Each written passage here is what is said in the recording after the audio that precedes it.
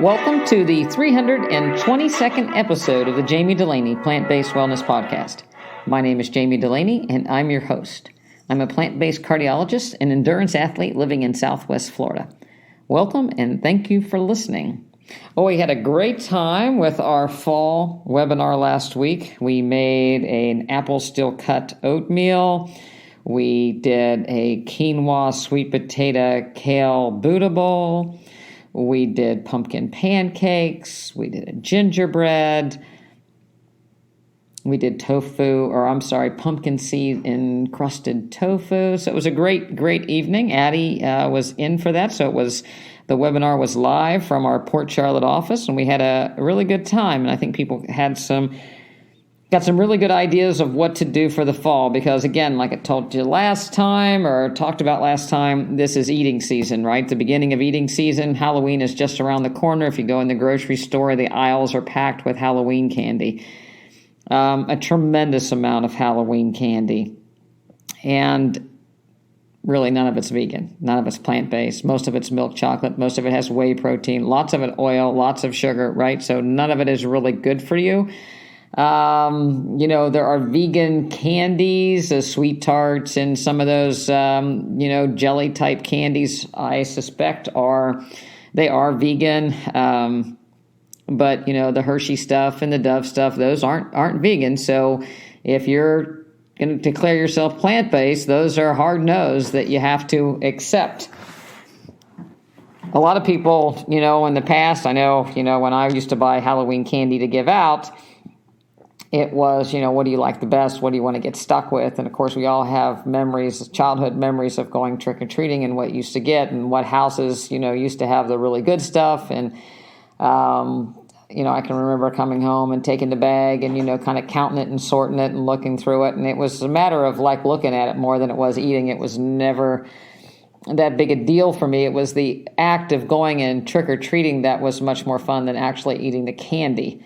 And I think that, that's not a bad way around it for kids. If you have a lot of trick-or-treaters, obviously, when I was growing up, people that gave out fruit, you were really worried about, whether they put needles or knives in it or poisoned it, and I guess that's still a thing, unless people are going to next door neighbor houses. But there are a few things I'd like to talk about, that you can make if you're having a Halloween party for people that you know, as opposed to strangers coming to your door. There are candied apples that you can make with date paste and decorate them with raisins and pumpkin seeds and sunflower seeds and do all kinds of fun things. You can make vegetable trays and fruit trays, out of pumpkins. Of course, there's pumpkin chia pudding. There's a whole host of things that you can do. You can make your own energy bars as an idea for, trick-or-treat bars for friends and family. Of course, gingerbread is great. Pumpkin bread is great. There's all kinds of things you can do with your family at home. Kids coming to your door, it's kind of a different story. It's a tough call. In the past, I've had Cliff bars or some sort of, little bar that's, fairly good. Nature's Way makes a fig type bar that are in packages. Those are some things that you can give to people that aren't tremendously bad. You might not be the best candy giver on the block, but you can have a conscience saying that you're not, you're not giving the stuff out that you wouldn't give to your own kids. I do think it's probably, a discussion to have with kids as they get older, as far as how do you responsibly eat things like that. How do you, it's like, we'll talk a little bit about alcohol in a little bit, but I think sometimes when you deny kids certain things, they end up wanting it more, and they're certainly they're going to be exposed to things when they go out. I think having the discussion as far as, where dairy comes from, health, why we choose to eat the way that we do, it makes, eating the other way not such a mystery that kids need to get in and get all that they can. If you have kids that are older and you became plant-based and, they've already eaten the junk food, again, the conversation of why we're choosing not to do it and how you limit things, I think is important. it's not the end of the world if a kid has a sweet treat, but you don't want the child to not be able to stop or have an abnormal relationship with food. So you got to be careful. I think putting it in context and establishing your own home traditions is always a good way around it. We don't want to belittle other people's choice, but we want to be comfortable in our own choices. I wanted to talk a little bit today about motivation from within and motivation from others, because I think both are really important when it comes to obtaining ultimate health and wellness. I am a huge believer that we are a pack animal. We need to be together. We need to get energy from each other and give each other energy and positive feedback and positive motivation. I also think that there's a lot that we need to do when we're by ourselves to self-motivate and keep ourselves on track and not depend entirely on other people to be our moral or our nutrition compass, so to speak. One of the things as far as motivation from other people, in the practice, we have a Facebook page, a private Facebook page, and we do wellness challenges, and we do post recipes and post different encouraging, and have people post their food that they're eating. And I think that is really good in that when people post what they've made and they played it and they're proud of it and other people chime in and give them feedback, I think that's a great opportunity to motivate other people and to get motivation from people. It's not secondary nature to a lot of people, the age group of our practice and Facebook. It's not, people, people talk about the lurkers, people that look but don't comment. There's certainly a number of people that make comments. There are a lot of people that look and don't make comments. I don't think that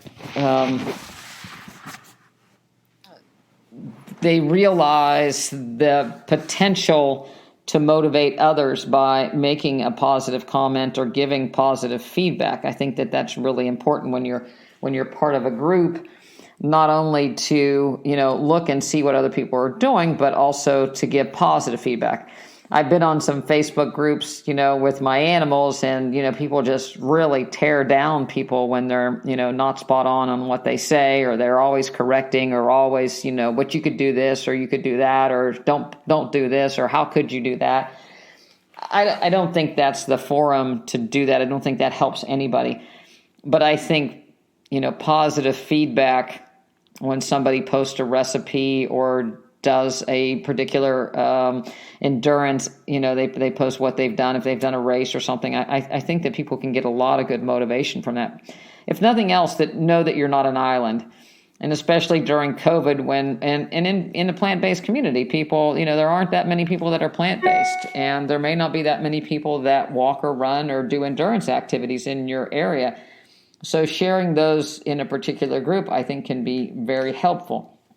We also have we've started plant-based striders on Facebook. You don't have to be a member of the practice to, log in and see what's going on in the plant-based striders. And, it's really difficult to keep it going, to get people to post and to keep up,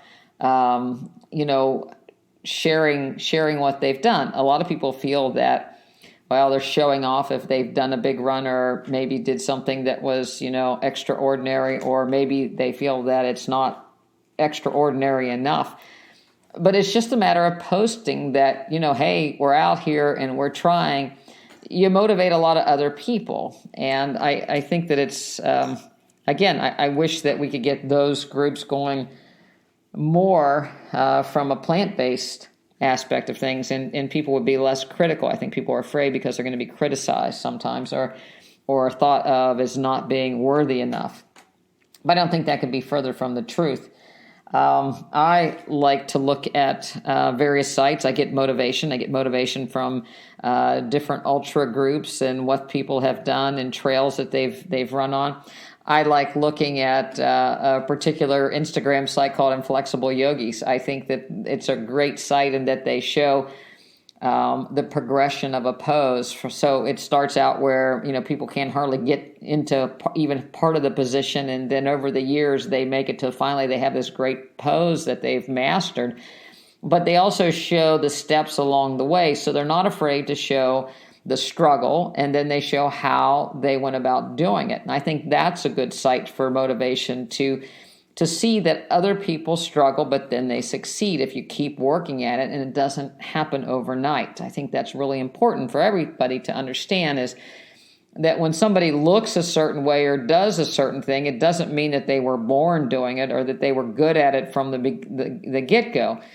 And we've all told our kids that you've got to practice and you've got to learn, and you get better as you do things. But somehow, somewhere as an adult, we start to get squeamish about it. And if we're not good right up front, we don't want anybody to see our failures or our weaknesses.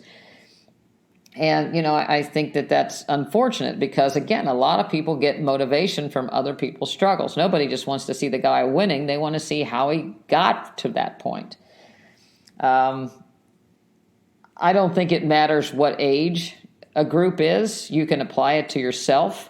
You can adjust things for you. Addie Dulaney Meinerich, she does a lot of weightlifting. Her husband Nathan is a strength coach, and they're participating in an event called Squattober, which there's a guy from Sorinex, which is a company that makes weightlifting equipment, that puts out a workout every day for the month of October.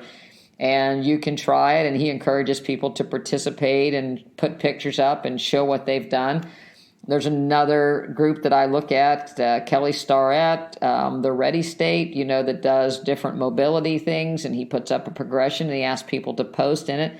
I think when there's a dialogue, when people are doing things together and a sense of community, even if you don't know the people, it can be a lot of fun, and you can get a lot of motivation. I've decided to join in my own little version of the Squattober. I'm not going to be doing the weights of the young kids. I don't have, but I'll be going and doing it. It holds my feet to the fire to do some of the activities that I wouldn't do. We do a wellness challenge every month. I try to follow those and check in because it becomes a motivation for me to do things and change things up and keep things fresh. So I would encourage you to, utilize some of these groups to your benefit, but also give feedback so that you can motivate other people. It is important that you give feedback because your voice is encouraging to other people. It comes down to you have to give a little bit to get, if you give a little, you tend to get a lot back. If you're just looking to get, then chances are you're not going to get as much if you're not giving. And I think that, most of life, most people know that are listening to that podcast, you get such a benefit of giving to others, whether it be your time or your resources, or again, just a little positive feedback, makes a huge difference in somebody else's life. And that energy comes back 100-fold to you to motivate you to keep doing good things. And, example would be the weight training or the running. A lot of people follow Strava and different things and give feedback to other people.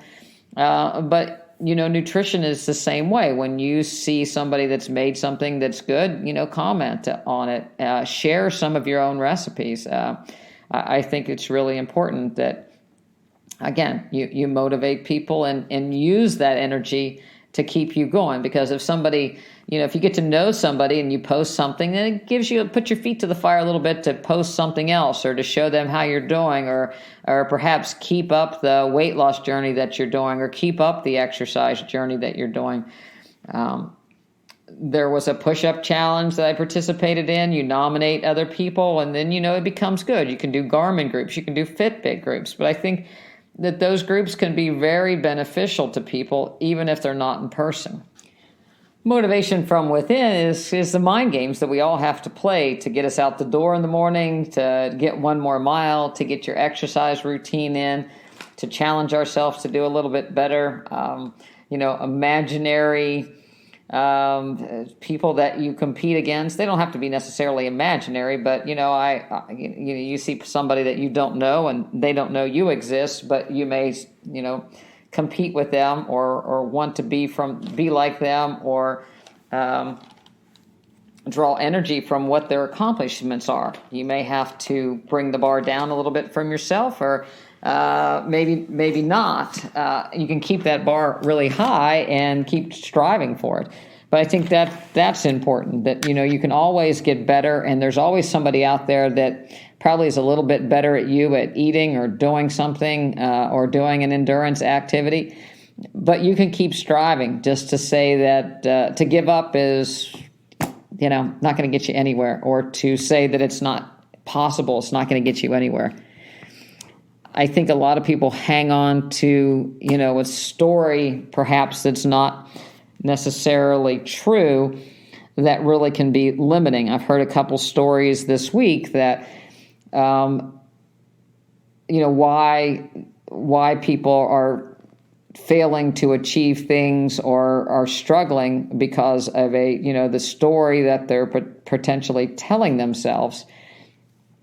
And while it's true, it's not a lie by any stretch of the imagination, but it's not the whole story, and it's a perspective on a ton of things that have happened to them, but they hang on to a particular events and have weaved why they believe their life has went a certain way, and it continues to go that way because of the story that they've weaved. Whether it's, I don't think I can ever be a normal body mass index, or these things always happen to me when I do this, I have a bad back, I have a bad knee, I'm not flexible, I can't run, I was told I never can do this, can be very limited because you're hanging on to a story that, is not the story that ends all, that be all. There's people that do things that are very limited, but they do them in their own way. I've been posting my t-shirts and medals from marathons for years, but it wasn't until we changed this practice and had wellness challenges and had other people in the practice get to know each other and share their successes that now multiple people want to run a marathon. 20 years of me putting posters up, or 10 years of me putting posters up, nobody ever did anything. But when, you find out that other people can do it, that, people like us do things like this, all of a sudden it's something that people have the courage to try. So you just have to get in your head that little story that if they can do it, I can do it. And, these are the games that you play to get yourself out of the house, to make your own meals. The rules that you put around what you eat. I don't think that scare tactics help at all. I've had people that have had bypasses and they realize they have to change, but it's too hard. They don't, or maybe they change a little bit for a little bit of time, but then they don't, or they go back to their old ways. Once the fear of death or dying wears off, then they go back to their old ways. The fear that you have a strong family history doesn't even motivate people. So everybody around them can have an illness and it still doesn't motivate them because there's a little piece inside your story that's saying, yeah, but it happened to them, but it won't happen to me. And so I don't think that fear is a good motivator at all. I think you have to come up with something else that really drives you, that you really want in order to make the change, and then work it until that story becomes, part of you.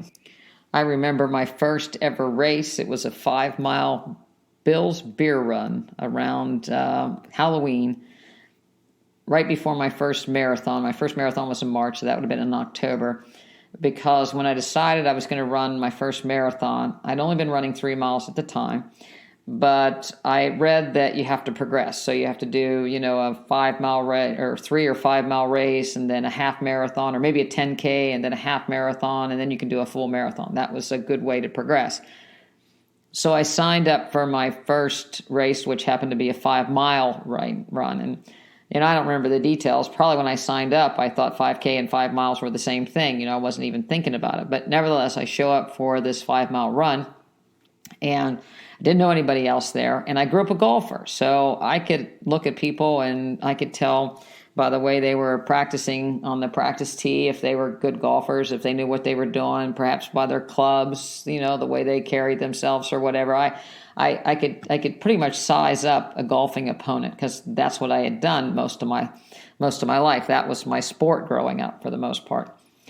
But when I showed up for this race, I felt really out of place. And I remember looking at people's feet and seeing their legs and seeing, there wasn't golf shoes and they, their short shorts on and their legs sticking out and the big calves and the thighs and, muscular legs. And I thought, man, I am really out of my element here. If I only could see somebody's golf clubs or see their golf swing, I'd feel a lot more comfortable about, doing this. And, I didn't know much in the way of, the rules or the etiquette or anything about it. And I took off and, I ran the race and finished and, talked to some people and it wasn't quite as bad. Then I signed up for a half marathon and, I still really didn't consider myself a runner because I was training for the marathon and that was going to be my event. So I wasn't a runner until I completed that task.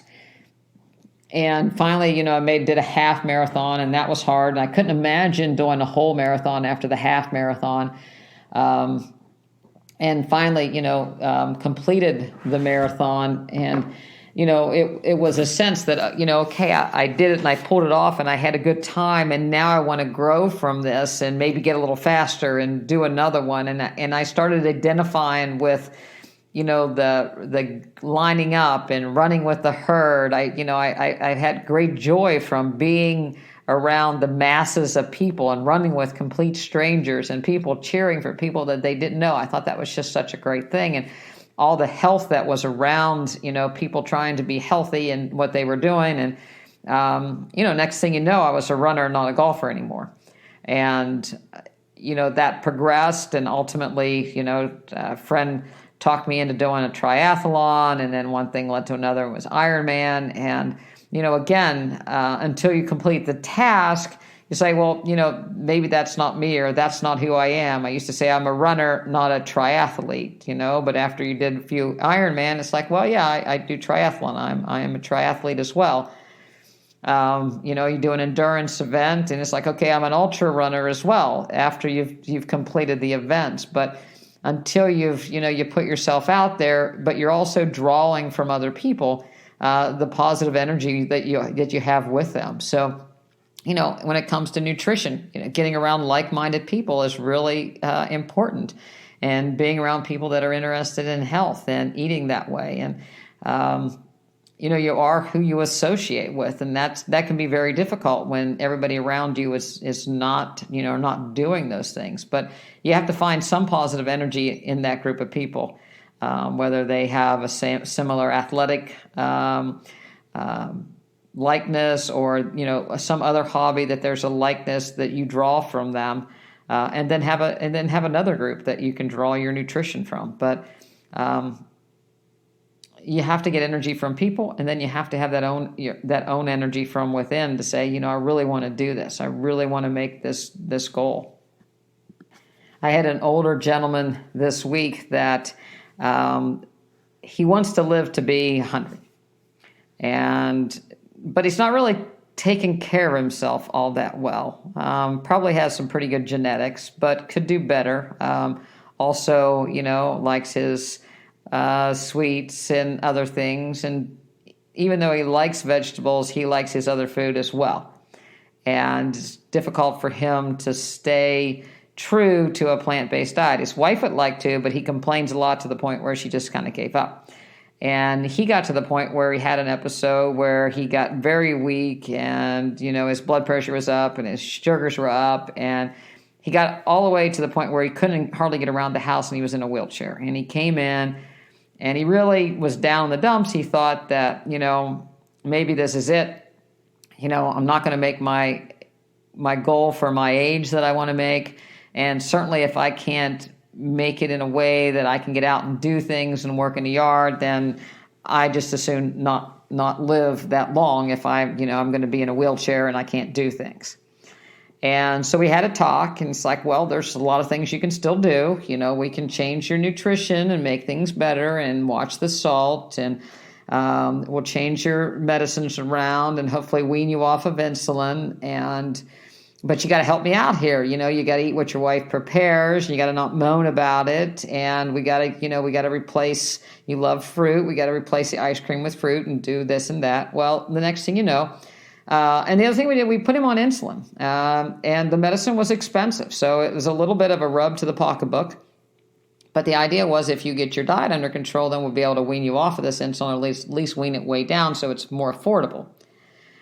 So the next thing you know, he comes in and his weight's starting to go down. And, fast forward, he comes in, he's out working in the yard, he's pressure cleaning his deck, and he's back to normal, and his sugars are down, and we're on a low dose of insulin, and he's feeling good. And I said, what changed? And he didn't recognize. And I said, he said, well, I'm out working more. I said, yes, but you couldn't go out and work before. So what changed? And we kept going back and forth. I said, what are you eating different that all of a sudden at, 80 some years of age, that you've lost, 10 pounds and, your blood pressure's under good control and your legs aren't swollen anymore. What's changed? And he's like, well, I'm eating more quinoa. And it's like, you mean quinoa instead of rice? Well, yes. So are you eating less quinoa than you did rice? Well, yeah, probably. It's like, what else? Because that's not going to be it. And it turns out, well, I was eating ice cream every night. So he was eating sugar-free ice cream. And if you've ever looked at sugar-free ice cream, it's very high fat. So he was eating sugar-free ice cream that was very high in fat. And he was eating cookies and crackers and all these other kind of things. And so he stopped that, and his weight came down. He was able to get, his energy came back. And it's like, well, I said, it's not, people want to look to, they want to look to movement as being the cure. And, it's not it's the nutrition. It comes back to what you eat is how you're going to feel, is what you eat. You'll never walk your way into feeling great if you feel bad. So the nutrition is key. It has to be a vital role. The exercise is very helpful, but it's the nutrition. And so finally I was able to pin him down. It's like it's the ice cream, the crackers, the cookies that you've given up, and you've started eating more healthy food, that it's allowed you to do more and get out and be more active. Had the same thing with another person. They hadn't lost any weight at all, just drifted down and finally changed the way they're eating, and weight started falling off. And so I've heard Dr. Esselstyn say, if the weight's not falling off, then people aren't really paying attention to their nutrition. It is calories in and calories out, but it has to be a steady, concerted effort. It has to be a day in and day out effort. And people do feel better, and they get a tremendous positive boost from being able to accomplish that. But you got to do that in your head first. You've got to have, the day by day little mind games to get yourself to the point where things start to move forward. And then the motivation starts to come easier from within. And until then, you use some motivation from on the outside. But again, you got to play the games. And like Dr. Bolte Taylor will say, you've got to develop a circuit and a story that is congruent with your health goals and your life goals of what you want to do. Again, just wishing that it would magically happen, it's not going to really happen. I talk a lot about running and endurance events, and there was a study done that was just published looking at cycling, and the Journal of American Medical Association looked at cycling with all-cause and cardiovascular disease mortality among people with diabetes. And they took the people from the European Perspective Investigation into Cancer Nutrition Studies, called the EPIC study, and they looked at people with diabetes that cycled. And they found that there was at least a 24% lower all-cause mortality rate compared with people that didn't, cycle.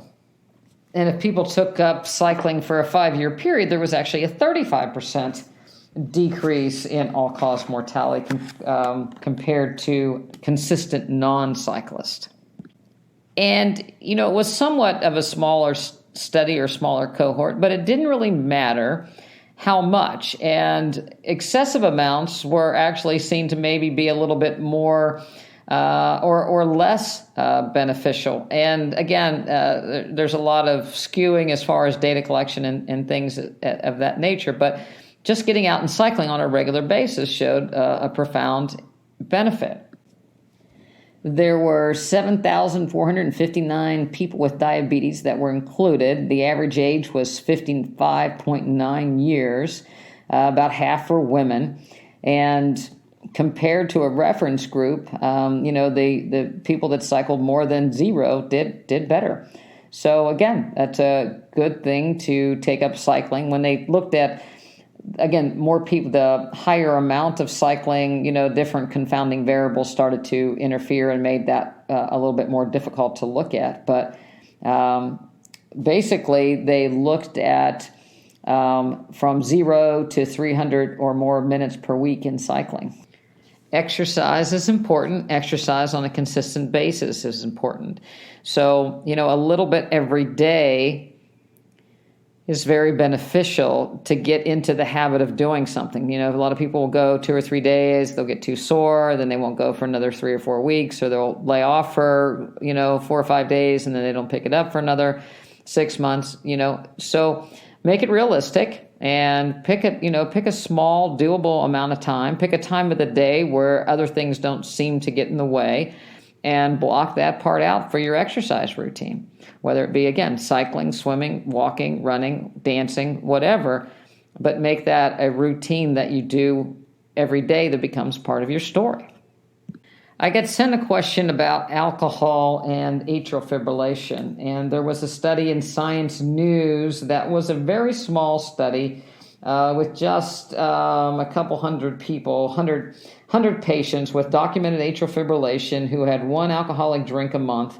They were recruited, and they wore an EKG monitor, and they even had a sensor that would detect their alcohol level. And they periodically had blood tests looking at alcohol consumption. And they found that even one drink was associated with a 2 times higher risk of an atrial fibrillation episode, and 2 or more drinks, a 3-fold higher increase in atrial fibrillation episode. Atrial fibrillation is when the top chamber of the heart quivers at 300 beats per minute and the bottom chamber tries to keep up. Typically, people have elevated heart rates, in the range of 150 to 160. And it's the most common arrhythmia that there is. It is primarily associated with high blood pressure. It's associated with sleep apnea, COPD, any kind of pulmonary disease. It's associated with valvular heart disease. And the question over the years is what exacerbates it? What causes it to occur? Because early on, it kind of comes and goes before it becomes chronic in some people. And people will say that, caffeine drives it. And, people have been told maybe don't drink coffee or alcohol, because alcohol can be very toxic to the heart. And the question is how much alcohol? We know that people that drink a lot during the holidays, it's called holiday heart syndrome. Not only do the heart muscle deteriorate and function, but it can, lead to arrhythmias. So alcohol is certainly toxic on the heart. This study would suggest that a lot lower level is potentially toxic than what we once thought in people that already had arrhythmias. Very small study. You have to look back and say, okay, what is the baseline? How long have these people had atrial fibrillation? What are the other triggers? Other confounding things. But, nevertheless, alcohol is toxic to all parts of the body if consumed in excessive amounts of a quantity. And if people are compromised in any way, then little amounts can cause problems.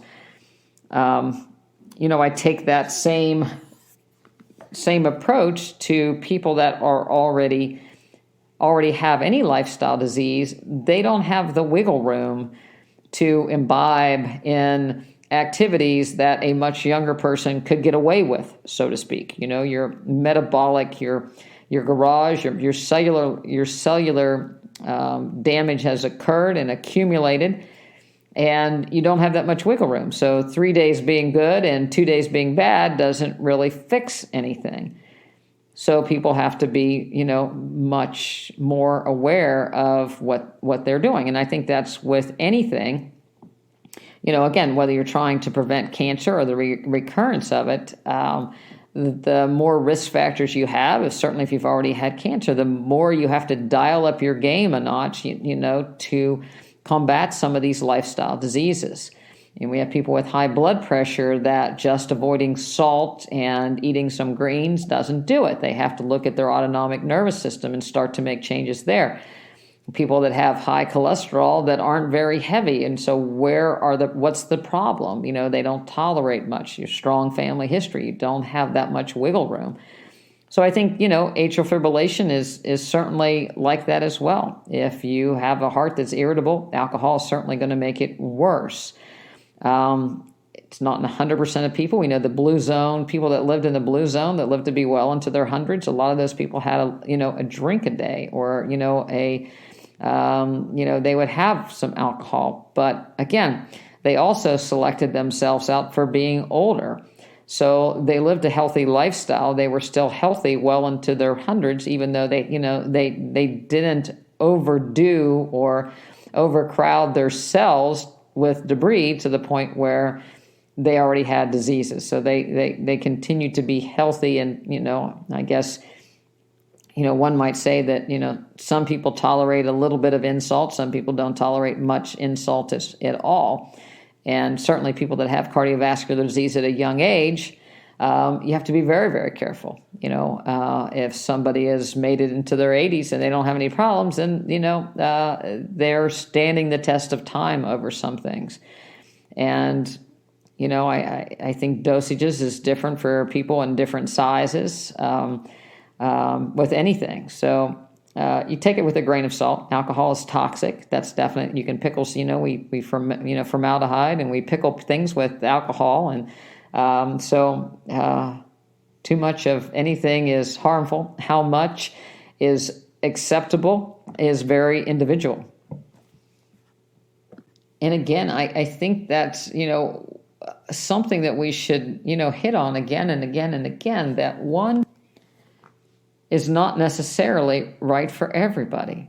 We have to individualize this. We can't do a protocol for the whole human race. There are variations in what is good for some people and not as good for others, or what some people will tolerate and some people won't. And we can't really extrapolate that. You have to do the best you can do for you. There was another study published this week that looked at statin therapy and the progression of diabetes, and they found that those taking statins, 56% saw a progression of their diabetes compared with 48% of those not taking statins. And the higher the dose of statin, the more the diabetes progressed, and to the point of needing insulin. And, the researcher said that's not a reason not for people not to take statins. It is a reason for people to perhaps look at other risk factors for cardiovascular disease. So if they take statins, in light of smoking, blood pressure as well, those things need to be controlled for, and that you can treat glucose, and maybe it's better to take a statin and get diabetes and take medicine for your diabetes than to have a heart attack because you have vascular disease from hyperlipidemia. I'd have to disagree with that. That analysis, I think that, diabetes is basically, adult onset diabetes is the inability of glucose to get into the cell. The receptor is blocked, and the receptor is blocked with fat. Therefore, your pancreas has to put out more insulin, and insulin is really the bad player. Insulin drives the production of inflammatory compounds, interleukins. It drives cancer-causing tumor necrosis factors, other proteins that increase the risk of cancer. It drives blood vessel growth and inflammation. So just having an increased glucose or controlling the glucose another way doesn't take away the basic problem with diabetes, in that there's too much insulin around, and the insulin is a bad player. So I think you really have to think hard, because all of these conditions are, again, treatable with nutrition and dietary modification and exercise. So you can get rid of your diabetes and your high cholesterol by diet and exercise in the majority of people. So, I spend a lot of time in my practice trying to get people off their off their statin medications as well as their diabetic medications. And for the most part, we can do that. And I think to keep people on a statin just because they're at risk and drive their cholesterol, down to 90 or 100, I think that's overkill.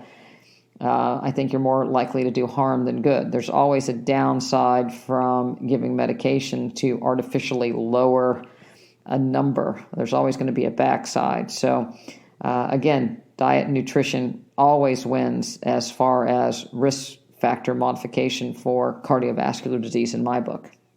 Unfortunately, in medicine, we have a tendency to flog an organ to make it produce more. Most of diabetic medications are aimed at the pancreas to put out more insulin, or aimed at the liver to produce less glucose, when we're really not addressing the problem, which is, nutritional, and why we have the problem in the first place. And I think it's a good lesson to learn that if you flog the pancreas over time to put out more insulin, it ultimately fails and quits producing insulin at all. And then people have to take insulin for the rest of their lives. If people have a really bad heart and we give them medicine to kind of flog the heart to beating harder, then the heart tends to secrete factors, adrenaline-like factors, that cause the heart to actually get worse quicker. So anytime we flog the body, and I'm going to turn this to the immune system, if we flog the immune system to produce more and more antibodies to more and more different things, at what point is the immune system not going to participate when we really need it? And so people, I think we're learning through some of the studies that are out there that people that are immunocompromised aren't really having a strong antibody reaction to the vaccine, partly because their immune system has already been damaged. And so by flogging it more, are we really doing them any favors? So if you again go back to one size fits all, it's just not true. And I think that you have to, when you look at your neighbor and when you start looking at people, have you been vaccinated or haven't you been vaccinated? You don't know the backstory and you don't know their individual needs. And certainly a pharmacist who is not a patient's doctor and cannot prescribe or treat or doesn't even know the patient other than their insurance card. Your neighbor doesn't know you or your background. So I believe that people should be treated according to their needs and their problems and be individualized as opposed to one-size-fits-all medicine. And that's how we practice it in our membership group. It's not one-size-fits-all. It's not a protocol that we plug everybody into. Everybody's different. Everybody comes with their own set of stories and problems that's unique to them, their own mindsets, and we have to be able to meet people where they are and help them to get well accordingly to their own speed that they need to get, and their abilities, and individualize their therapies according to their wants and needs. Whether you want to live to be 100 or you want to live 5 years and make it really good, or you want to burn out like a candle in the wind. It's your choice. It's always your choice. And so I'm going to leave you with this, that your medical care should be individualized for you and you only. And you should be your own advocate for your own health care. And you should always ask why. And is this going to be good for me, or if this isn't going to be good for me? And do what I say approach is something that went out in the 50s. So be your own healthcare advocate. Get out and cheer somebody else on. Give some positive feedback to other people on some of your groups that you belong to. Interact with others, because there's no better way to get positive energy than interacting with other human beings. Be kind to each other. You never know what trouble somebody else has behind the curtain. So be supportive, and I'll talk to you next week. Thanks for listening.